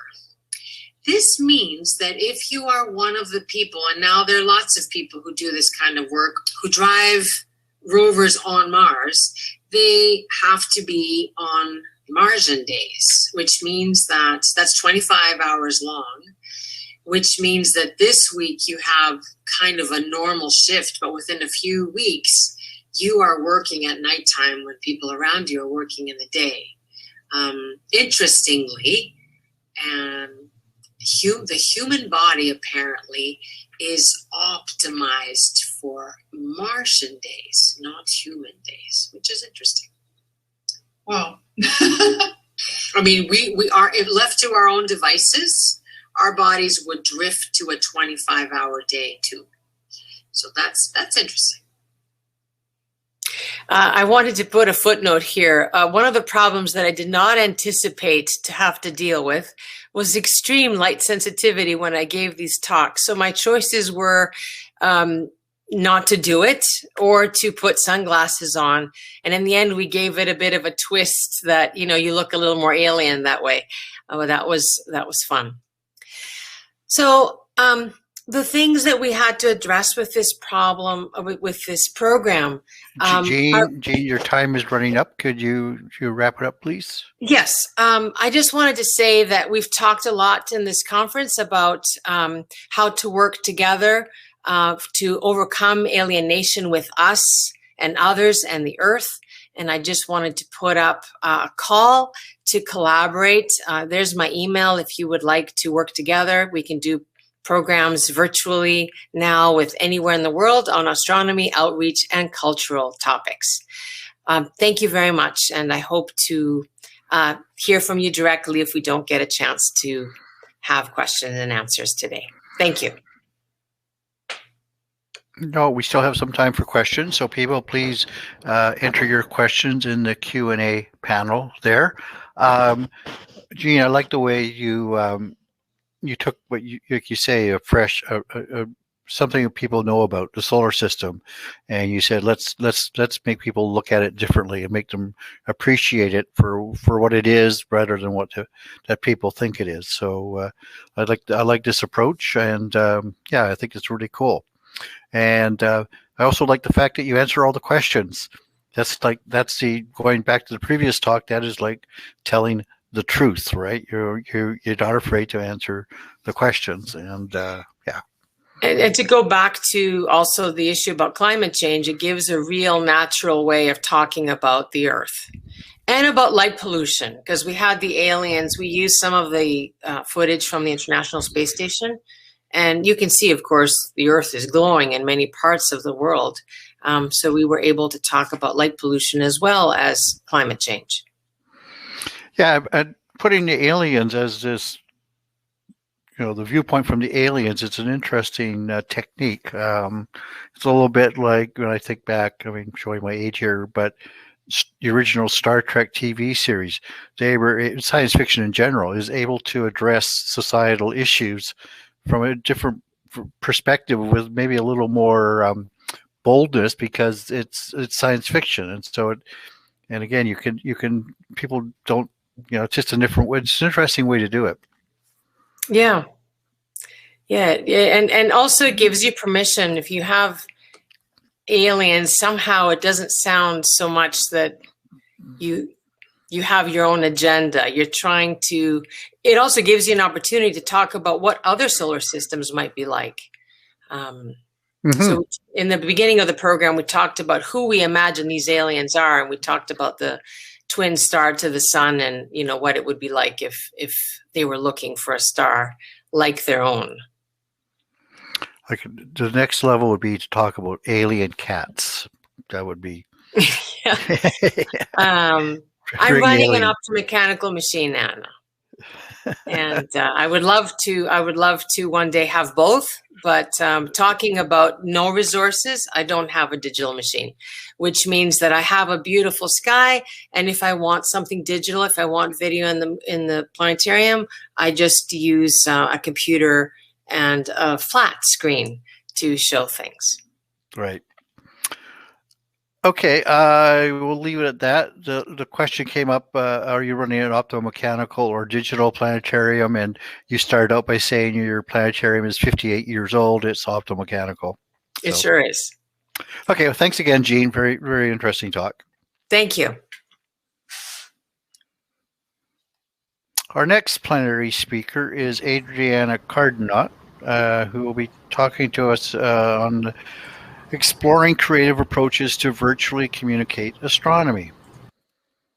Hello, everyone. I hope you can hear me well. Yes, we can hear you. Thank you. So I'm just going to share my slides. Just bear with me 1 second. So I hope you can see my slides now. They should be. Yep, that looks good. Yeah, great. So I'll give you a warning at 2 minutes left. Yeah, perfect. Thank you. So good morning, good afternoon, and good evening, everyone. I think this should cover all time zones that are watching us, watching this talk. My name is Adriana, and I'm based in Ireland. And today I'm going to be talking about a program in which I am the Education and Engagement Coordinator called Making Space. And we moved from an in-person astronomy outreach program to a virtual astronomy outreach program. And the things that I'm going to be discussing today is how we made this transition and the lessons that we have learned that might be helpful to others planning or trying to do these as well. So as I said, I am in Ireland, and we are based in Galway, which is a city in the west of Ireland. And in Galway, we have a very strong cultural life, which means that throughout the year, we have multiple art festivals, music festival, art exhibition in the middle of the street happening throughout the year, pre-pandemic times. And the program in which I am the coordinator, called Making Space, is actually about this. Is about connecting this cultural life, so bringing with sciences, so astronomy and astrophysics. And that's what we have been doing. So we have been using arts as the medium for communicating astronomy to people who wouldn't normally engage with astronomy due to several reasons. And in the past 4 years, we have done a number of things. And the project mainly has 3 strands. And the one that I'm going to be focusing more today is the education and engagement, in which we have an intergenerational program that we made this transition from an in-person to a virtual engagement project. So the main thing about our project is about using, as I said, the arts to communicate astronomy. And one thing that we have been focusing more is trying to engage with local communities. And this because it allowed us to engage with those people who wouldn't come to the university, for example, to any of the science events that we have done throughout the year. So specifically, those people who wouldn't engage or who wouldn't have the opportunity even to engage with science. So we have been focusing on communicating astronomy in a language, in a shared language that would make the content and the science accessible to everyone, and using their creative skills to create multiple opportunities for learning. So as I said, one of the programs that we have is an intergenerational program in which we bring teenagers and senior citizens from the local community to do some shared activities together. So basically, pre-pandemic times, we used to meet once a week for about 2 hours in a local community center, and they would, which is the local organization that we partner with. And they had this program running for a number of years now, but they have never had a science content embedded on the program. So we brought the science, the astronomy for them. And we used the arts to communicate these. And on this program, I think the most interesting part is that we have people with different backgrounds. So we have, because we have the teenagers from a local school and they have an international program. So that means that we have not only the Irish students, but also students from Germany. We have had students from South America. We have had from Canada. So from other countries that come to Ireland to have these exchange program at secondary school. And in relation to the senior participants that we have, which are 60 plus group, they have different backgrounds as well. So we have those who, for many reasons, didn't get a chance to finish primary schools, and those with a PhD in engineering as well participating in the program. So the key thing here was always to develop, again, the shared language that would make not only accessible, but interesting for all people involved. So these are some of the topics that we have covered with them. We do not choose this topic. So at the beginning of the project, the first session is actually to get a conversation with them. So do you have any question about astronomy? Have you ever wondered something about space? What do you want to know more, if there is anything that you want to explore? And these are some of the topics that we have covered in the past years. So pre-pandemic times, we have done a number of art projects, from painting, drawing, and last year we were trying to do a drama piece that would be presented at the university theater. But unfortunately, the pandemic came and we had to shut down the program, and we couldn't continue doing this because the two, I'm going to be talking this a bit more, the participants that we have involved in the program. So these were one of the challenges that we faced in our program was one, the participants that we have, because we have teenagers and we have senior citizens who are at the very high risk group, which the COVID. So we couldn't meet together, couldn't meet in the same place as we used to. Also, the school, when the community center closures due to the multiple waves of COVID in Ireland, also make it hard, even when it was allowed it to be inside and to have small gatherings, we couldn't. The university guidelines closed all the buildings at the university, so large facilities that we had here that would allow us to be in the same room were no longer available to use. And it was a learning also for us who have been running the program now into adapting into the online teaching and learning. So it was a learning for them as much as it was for us.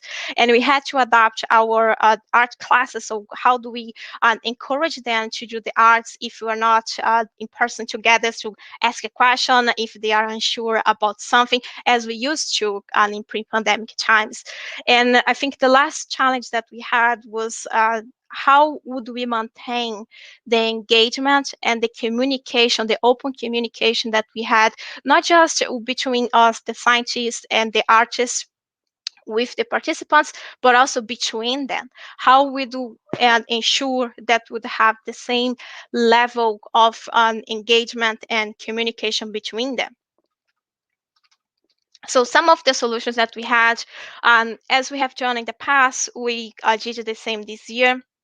So we had a discussion with the participants first to make sure that they were interested in participating in the project, even if it was online. And we had a pretty good positive response from not just the partners that were involved with us, like the community center where we have been running the program, but also from the people who have attended the program in previous years, because these would help them to reduce the isolation. Like I said, we have senior citizens that comes from a variety of backgrounds, and some of them are already isolated. So, and now the pandemic kind of make this situation worse, and having this program online, in their own words, would give them to look forward every week. So we decided to move on with the program because of this high interest.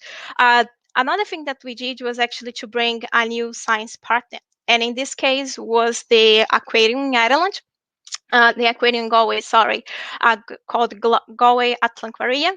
And the reason for this is because we are living in times of climate change, and Travis, the talk was great about this, and this is actually a hot topic among those, and we want to see how we can actually use astronomy to also talk about this. So what are the common themes that we have in astronomy that would allow us to discuss about different topics related to climate change, like the ocean's temperature, the acidification, how density and pressure pressure affects marine life, and so on.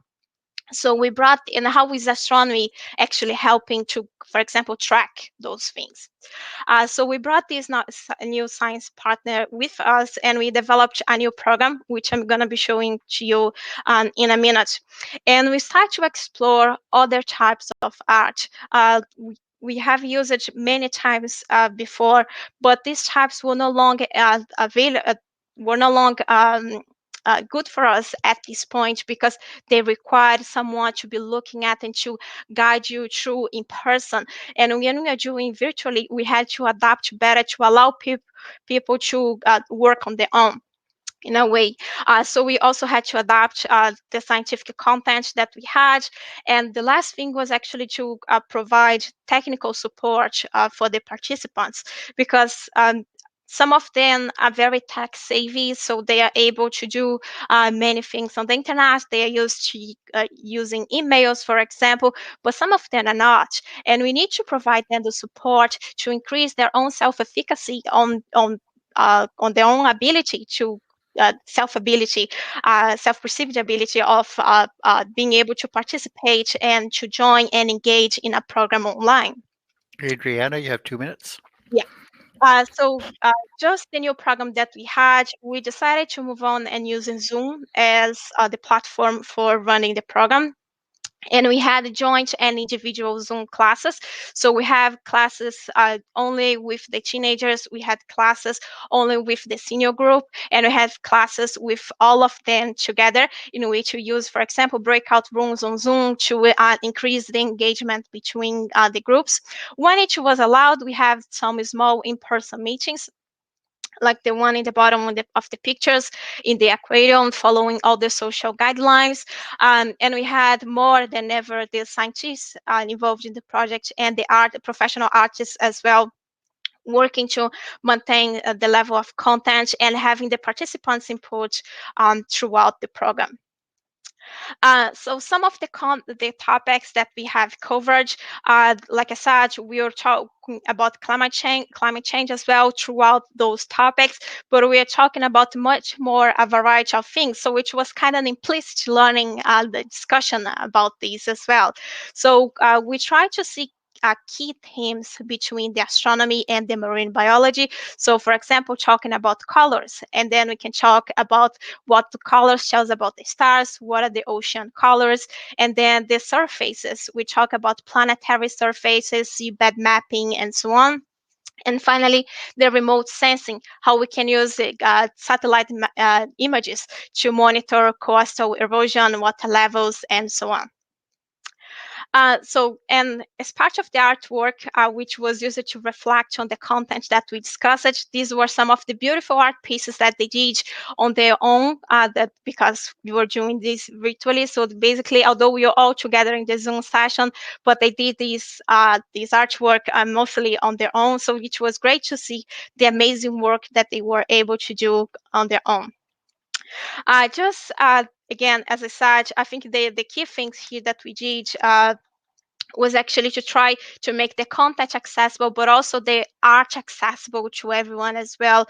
Because at the beginning, they were a bit unsure whether they would be able to follow the program, to follow the activities that we proposed. So we tried to make the not just the activity simple, but also to use simple materials that we provided for art kits for everyone. And another thing, as I said, the project actually helped you to reduce the isolation for both groups, not just for the seniors, but also for the teenagers, and also helped them to connect with a group who they wouldn't normally engage with. And these are their own feedback. And finally, if I can give any suggestion, the Zoom breakout rooms are great to promote these discussion. We have used these multiple times with our group doing these transitioning to an online teaching. And finally, we had the volunteers as well, which is something that we have done in the past. In the in-person program, we have multiple volunteers throughout the year, and we want to continue with this. So we found new roles for the volunteers from the university to be involved with our program. So say having an online blog that the participant would be, this volunteer would be writing and publishing it in our website, or even the technical support needed during the sessions. So that's our contact. Sorry if I went fast through things, but there is the link up there in which you can get access to our website if you want to know more, but also our contact emails here if anyone would like to know more about our project. Thank you very much, and apologies for the time. Yeah, I think we have time for one or two questions. How did you evaluate the engagement of the target public in the virtual astronomy communications? Yeah, thank you very much for your question. So we have used multiple things. So first, like I said, during the project, we have kind of interviews with the group to get their perception of the project, what was going well, what wasn't. We had online forms that was distributed to both participants for them to say if they weren't comfortable about talking in an open interview with everyone on the group, how the project was. We had these online forms with questions for them to answer, which was anonymous, so they could say whatever they want, and these would allow us to keep track of how the program was going. And we had a final focus group at the very end to gather specifically how the project was for everyone. And in terms of the engagement, we have I have been to every single session and monitoring, for example, their participation about asking questions, suggesting teams, giving their feedback, and showing the work that they have been doing. And quickly, if you could answer this one, do you have a plan to involve other kind of art, such as sound, video editing, or coding? Yeah, thank you very much for your question. So we do have, we were actually planning on doing this pre-pandemic and partner with another department at the university and bring the undergrads from other courses to help our group with that.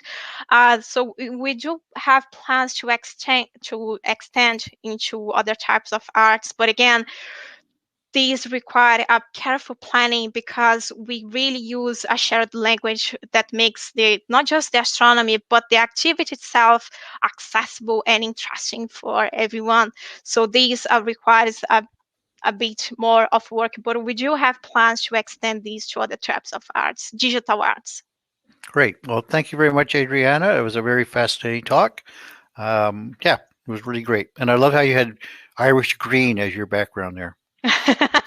Thank you very much, everyone. Bye-bye. And our last talk of the session is a recorded talk by Meghie Rodrigues and Bethany Downer, and the title is Space Scoop, a free and accessible astronomy resource during a pandemic. So here we go. Good morning, everyone. I'm Meghie Rodrigues, and I'm a team member of the Astronomy and Society group at Leiden University. I'm currently in the coordination and science writing of the Space Scoop project. I'm going to present the project with my colleague Bethany Downer, who was the coordinator until earlier this year. And I have a presentation here. So let's get it.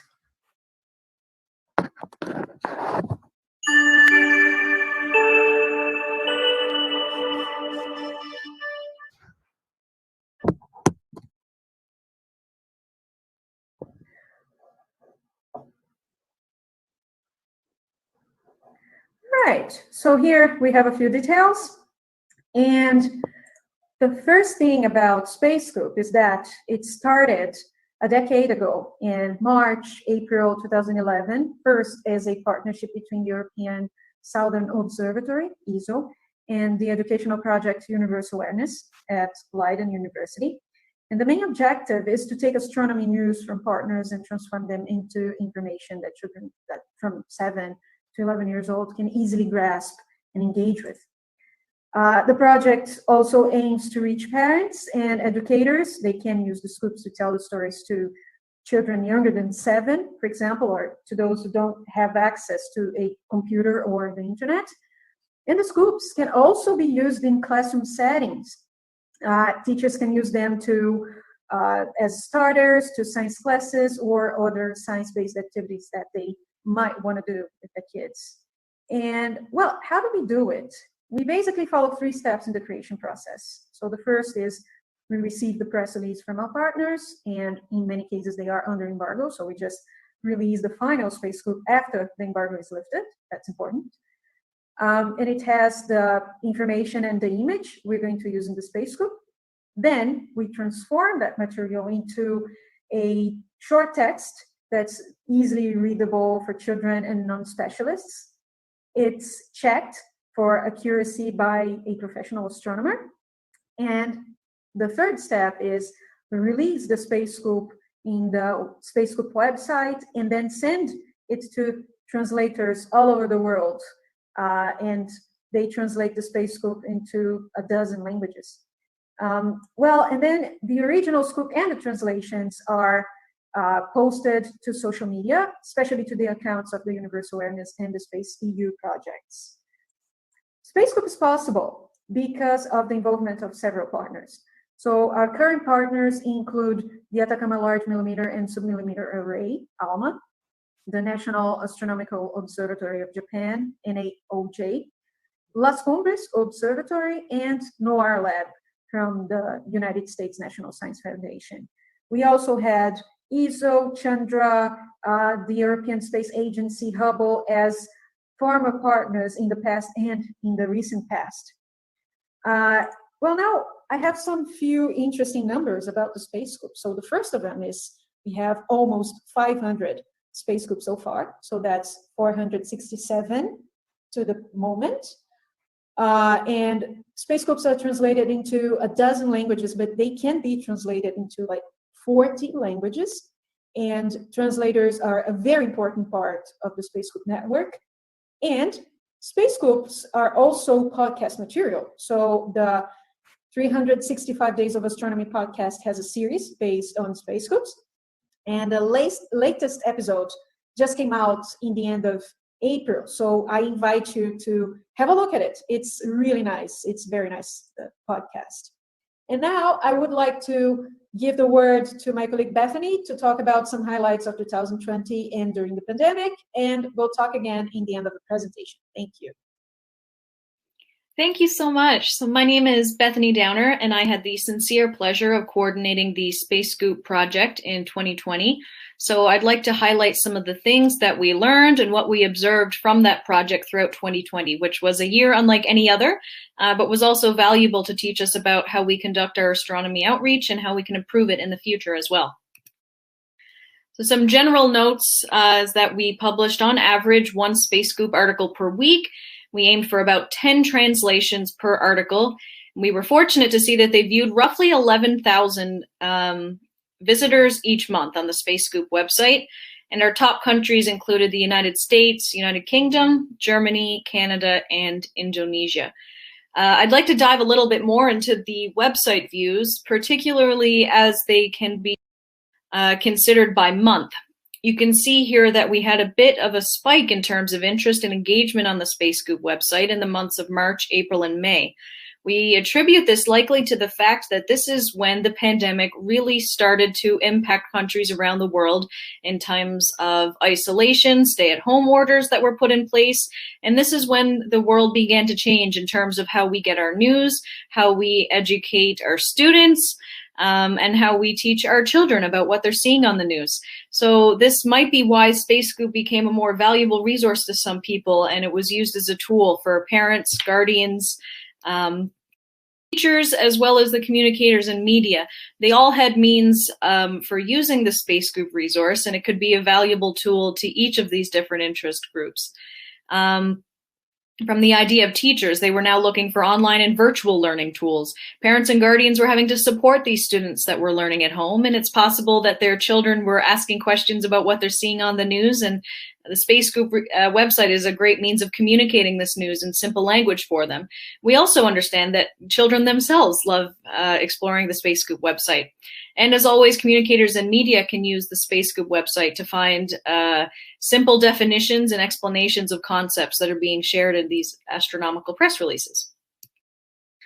I'd also like to draw your attention to one valuable aspect of the Space Scoop website, which is the Spacebirds page, in which up to roughly 100 definitions for space concepts and themes are listed here in very simple, accessible language, roughly 2 sentences, 1 to 2 sentences each. So this is a very valuable tool that teachers, parents, guardians, children, students, communicators, and media alike rely on because it provides them with a very simple, understandable explanation of these concepts when it comes to astronomy, which makes astronomy and this science very accessible to them and allows them to better understand the news that they're reading about. I'd like to dive in now a little bit into the different types of news that we saw in 2020 and the ones that garnered the most interest and engagement to the Space Scoops. When it comes to the top stories, the leader was a new image of Jupiter that was released by Hubble in September. This is a great example of cross-promotion because this was in fact the most popular release for the Hubble Space Telescope out of the European Space Agency in 2020. It's a beautiful image. We can see the moon Europa there on the side as well. And it's worth noting that in these original press releases from our astronomy partners, they will often link to our Space Scoop as a child-friendly version of their release. So we're able to connect with people that may not have heard from us by them accessing it through the press release itself. So we're able to cross-promote in terms of this news and awareness. And I think this is a good example of that because this was a very big story for Hubble. Another strong example of this cross-promotion is from our second most popular story out of the European Southern Observatory in July of 2020, which featured an image of a star and 2 exoplanets. This was a big story for the European Southern Observatory, but it was also a reflection of this cross-promotion and how we were able to garner extra views and engagement because of this particularly interesting story in the image itself. Thirdly was the story that we had around Hubble's birthday. This was an exciting celebration that celebrated 30 years of the Hubble Space Telescope in April of 2020, which coincided with a special photo release to acknowledge this milestone. So it made sense that this was something that the Space Scoop community also wanted to acknowledge and celebrate and look back on. So we were able to feature Hubble's anniversary release there in April of 2020. And lastly, this is a good example of a newsmaker that also correlates to those that are interesting in the news and the scientific community, also related to high engagement within the Space Scoop community. And that was of the search and finding of phosphine on Venus. This was a topic that garnered some controversy, some interest around the world. And it was good that we had a Space Scoop article to combine with this, because it allowed people to get an understanding of the news from very simple language that they could see of all the discussion that was taking place. I'd also like to general observations that we have here about the Space Scoop project and how it relates to what we can do for astronomy outreach in the future. So as you can see, most of the top stories came from the European Southern Observatory and the Hubble Space Telescope for the European Space Agency. This correlates to some of the biggest astronomy news in 2020, but we also want to make sure that we can find means of highlighting and increasing the awareness and engagement for stories from the rest of our partners as well. I also want to reiterate that the Word Bank has consistently been popular, and it's clearly a valuable resource for our community. And in terms of the types of releases that get the most interest from Space Scoop, it was clear that photo releases are more popular than science releases. And by this, I mean a story that is centered around an astronomical image. One that was true, one that is a real image of the cosmos in some way, not one that features an artist's impression. Typically, artist impressions are used for those that are depicting science releases. For example, spectroscopic data, in which there's not an image to accompany it, but it's primarily a science discovery based on data that we don't have a visualization for. So because these releases are getting more interest when it's driven by a true astronomical photo, we want to think of ways that we can better improve the awareness and reach for these science and data-based stories. Secondly, we saw that the countries that are primarily English-speaking are those that are garnering the most views and engagement. So we have a very talented and popular translation network, as Meghie spoke to. So we want to find means of supporting their dissemination of the translated content so that we can reach more people and help share the news of Space Scoop more widely. I would like to thank everyone for the attention and let you know that I'm available to any questions, suggestions, or ideas you might have about Space Scoop. Thank you again, and feel free to write me or the project at any time. And we have the closing.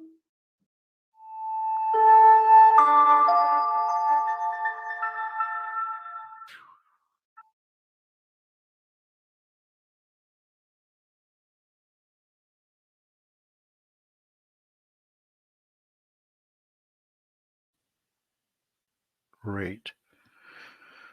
There you are. Okay, so we have one question so far, and people please add your questions to the Q&A panel. What response did you receive from kids or students about Space Scoops? Oh, Meghie is here too. Thank you. Hi. Yeah, so what kind of response do you receive about this? Absolutely. I think the most direct way that feedback comes in is through social media. So it's through various channels that we're able to communicate directly with the public, and that includes young audience as well. So that's a means of having direct communication with them and being able to answer their questions and finding out what topics are of interest to them. Mm-hmm. Well, that's good. So do you find the responses vary by country? I mean, you showed us the number of number of people that interact with these stories from the website by country, but is it a little different from one country to another, age group, or which social media platform they might promote things on, or? Well, actually, Bethany, if you want to have a take on the audience, because on the social media side, we mostly use the Space EU and Universal Awareness accounts on Facebook, Twitter, Instagram, and all the social media platforms. And those channels, the bulk of our audience is science communicators, educators, like people working in the science communication area. It's, I think, from my experience, I think it's more of an indirect, impact that it has, like, for the kids, because they don't normally access the posts directly on social media, at least. Oh, I see. So you're reaching other people who then communicate with. Yeah, on social media, at least. But that's a good way of. That's a very good approach, I think, because you're multiplying. You have a multiplier effect there, because one teacher or one science communicator will talk to 20, 30 or more kids. So, yeah. So, do you have plans to try and increase the take-up in other languages other than English? Because most of your top sites there were English, and you have all these great translators. So, yeah. So we already have, as Bethany said, what we have to do is to try and find ways to increase the reach of the space scoops that are translated into the other languages. Like, we have great, translators like in Germany, and others that translate like to Tamil, to Japanese, and even Yiddish. So there are lots of languages that all the space scoops are translated every time they released.